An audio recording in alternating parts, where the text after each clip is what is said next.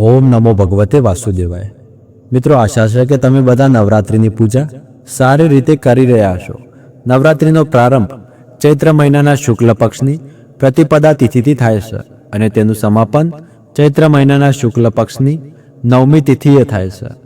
નવરાત્રિની અંતિમ બે તિથિઓ અષ્ટમી અને નવમી, આ બંને તિથિઓ ખૂબ જ મહત્વપૂર્ણ હોય છે। આ દિવસે લોકો કન્યા પૂજન કરે છે, હવન કરે છે। આઠમની તિથિએ માતા મહાગૌરીની પૂજા કરવામાં આવે છે અને માતા મહાગૌરીની પૂજા કરવાથી જીવનમાં શાંતિ આવે છે, સમૃદ્ધિ આવે છે, સૌભાગ્યમાં વધારો થાય છે। આ દિવસે આપણે મહાગૌરીની આરાધના કરીએ તો કોઈ પણ પ્રકારની ઈચ્છા માતા મહાગૌરી પૂર્ણ કરે છે। તો તમામ પ્રકારની ઈચ્છાઓ પૂર્ણ કરવા માટે માતા મહાગૌરીની પૂજા નવરાત્રિની અષ્ટમી તિથિએ કરવામાં આવે છે અને માતા સિદ્ધિદાત્રીની પૂજા કરવામાં આવે છે નવરાત્રિની 9મી તિથિએ। માતા સિદ્ધિદાત્રીની પૂજા કરવાથી તમામ પ્રકારની સિદ્ધિઓ પ્રાપ્ત થાય છે। જેમ નામ પરથી જ સમજાય છે, સિદ્ધિદાત્રી એટલે તમામ પ્રકારની સિદ્ધિઓ આપનારી દેવી। તેથી નવરાત્રિમાં અષ્ટમી અને 9મી તિથિએ માતા દુર્ગાની વિશેષ રીતે આરાધના કરવી ખૂબ જ મહત્વપૂર્ણ છે। કન્યા પૂજન કરવું, હવન કરવું આ ખૂબ જ જરૂરી હોય છે। અને આજની આ વિડીયોમાં આપણે જાણીશું કે ચૈત્ર નવરાત્રિની મહાઅષ્ટમી અને મહાનવમી ક્યારે છે। ઘણા ભક્તો એવા હોય છે કે જે સંપૂર્ણ નવરાત્રિમાં વ્રત નથી કરતા, તેઓ પ્રથમ દિવસ અને અંતિમ દિવસે વ્રત કરે છે। તો ઘણા ઘરોમાં અષ્ટમી પૂજાય છે અને ઘણા ઘરોમાં નવમી પૂજાય છે। તો આજના આ વિડીયોમાં આપણે જાણીશું કે અષ્ટમી અને નવમીની પૂજા આપણે કયા દિવસે કરવી, કન્યા પૂજન હવન ક્યારે કરવું, કળશનું વિસર્જન ક્યારે કરવું અને નવરાત્રિ વ્રત જો તમે પૂર્ણ 9 દિવસ માટે રાખો છો તો વ્રતનું પારણું ક્યારે કરવું, તેની સંપૂર્ણ માહિતી તમને આજના વિડીયોમાં આપવામાં આવશે। તો આ વિડીયો ખૂબ જ મહત્વપૂર્ણ છે, તેથી આ વિડીયોને અંત સુધી જરૂર જોજો। અને તમે ચાહો છો કે માતા દુર્ગાના આશીર્વાદ હંમેશા તમારા ઉપર બન્યા રહે તો આ વિડીયોને એક લાઈક કરી લેજો અને કોમેન્ટમાં જય મા દુર્ગા લખી લેજો। હવે જાણીએ કે ચૈત્ર મહિનાની અષ્ટમી તિથિ ક્યારે શરૂ થાય છે, ક્યારે પૂર્ણ થશે અને જે ભક્તો અષ્ટમી તિથિએ કન્યા પૂજન કરે છે તો અષ્ટમી તિથિએ કન્યા પૂજન કરવાનું શુભ મુહૂર્ત શું છે। તો જુઓ, ચૈત્ર મહિનાના શુક્લ પક્ષની અષ્ટમી તિથિનો પ્રારંભ 25 માર્ચ 2026 બુધવારે બપોરે 1:50 થાય છે અને અષ્ટમી તિથિનું સમાપન 26 માર્ચ 2026ના રોજ સવારે 11:48 થાય છે।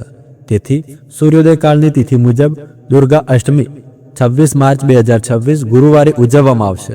તેથી જેમને અહીં અષ્ટમી પૂજાય છે એટલે કે અષ્ટમીના દિવસે કન્યા પૂજન કરાય છે, હવન કરે છે, તેઓ 26 માર્ચ ગુરુવારના દિવસે કન્યા પૂજન કરી શકે છે। હવન વગેરે જે પણ કાર્યો તમે કરવા માંગો છો તે ગુરુવારના દિવસે કરી શકો છો। દુર્ગા અષ્ટમીના દિવસે કન્યા પૂજન કરવાનું શુભ મુહૂર્ત સવારે 6:18 થી સવારે 7:50 સુધી છે અને બીજું શુભ મુહૂર્ત છે સવારે 10:55 થી બપોરે 3:31 સુધી છે। તો અષ્ટમી તિથિના દિવસે એટલે કે ગુરુવારે 26 માર્ચના આ શુભ મુહૂર્તો છે।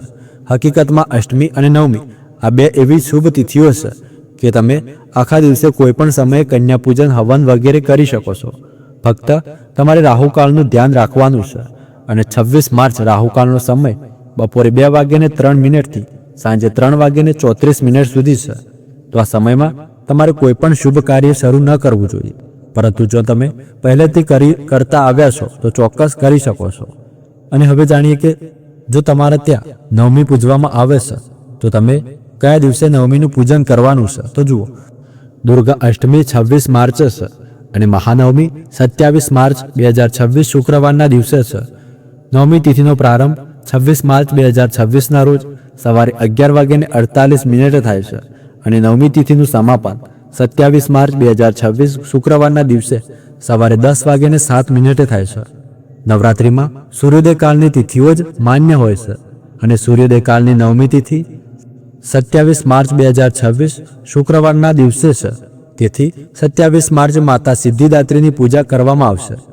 જો તમારે ત્યાં નવમી પૂજવામાં આવે છે એટલે કે નવમીના દિવસે કન્યા પૂજન હવન વગેરે કરવામાં આવે છે તો તમે 27 માર્ચ 9મી તિથિએ કન્યા પૂજન હવન વગેરે બધા કાર્યો કરી શકો છો।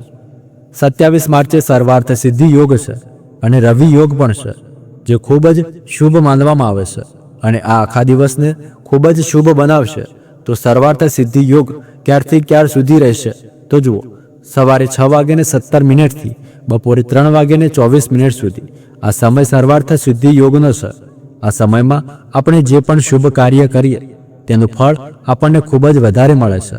અને 27 માર્ચે આખો દિવસ રવિ યોગ છે, એટલે આ પણ ખૂબ જ શુભ યોગ છે. આવી સ્થિતિમાં કન્યા પૂજન અને હવન વગેરે માટે તમને આખો દિવસ શુભ મળી રહ્યો છે. તમે કોઈ પણ સમયે કન્યા પૂજન હવન વગેરે કરી શકો છો. 27 માર્ચે અભિજીત મુહૂર્તનો સમય છે બપોરે 12:02 થી બપોરે 12:51 સુધી. તો આ સમયમાં તમે કન્યા પૂજન કરી શકો છો. ઉપરાંત 27 માર્ચે સવારે લાભ ઉન્નતિ મુહૂર્ત રહેશે, જે સવારે 7:50 થી સવારે 9:22 સુધી રહેશે. તો 27 માર્ચે ઘણા શુભ યોગ તમને પ્રાપ્ત થઈ રહ્યા છે. તો તમે તમારી સુવિધા મુજબ જે સમય તમને અનુકૂળ હોય તે સમયે કન્યા પૂજન હવન વગેરે બધા કાર્યો કરી શકો છો. તો 26 માર્ચે અષ્ટમી છે, 27 માર્ચે નવમી તિથિ છે, પરંતુ આ સૂર્યોદય કાળની તિથિ મુજબ છે.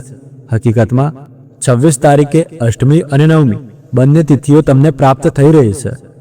સંધિકાળમાં આવતી અષ્ટમી અને નવમીની તિથિ 26 માર્ચે જ છે, અને તેથી રામનવમીનો પાવન તહેવાર 26 માર્ચ 2026 ગુરુવારના દિવસે જ ઉજવવામાં આવી રહ્યો છે. હવે વાત કરીએ કે જો તમે નવરાત્રિનું વ્રત કરો છો પૂરા 9 દિવસનું, તો નવરાત્રિ વ્રતનું પારણું ક્યારે કરવું તો જુઓ, 27 માર્ચે કન્યા પૂજન હવન વગેરે કર્યા પછી તમે તમારા વ્રતનું પારણું કરી શકો છો. કારણ કે 27 માર્ચે નવમી અને દસમી બંને તિથિઓ પ્રાપ્ત થઈ રહી છે. બરાબર. તો કન્યા પૂજન કર્યા પછી હવન કર્યા પછી તમે કળશ વિસર્જન કરીને તમે તમારા વ્રતનું પારણ કરી શકો છો. તો મિત્રો, આ હતી 8મ અને 9મ એટલે કે અષ્ટમી અને નવમી તિથિ સંબંધિત આ માહિતી. આશા કરું છું કે તમારા માટે ઉપયોગી રહી છે. જો વિડીયો ગમે હોય તો લાઇક, શેર અને ચેનલ પર પહેલીવાર આવ્યા છો તો સબસ્ક્રાઇબ કરીને બેલ આઇકન જરૂર દબાવજો. તો મળીએ આગળના વિડીયોમાં. ત્યાર સુધી ધન્યવાદ.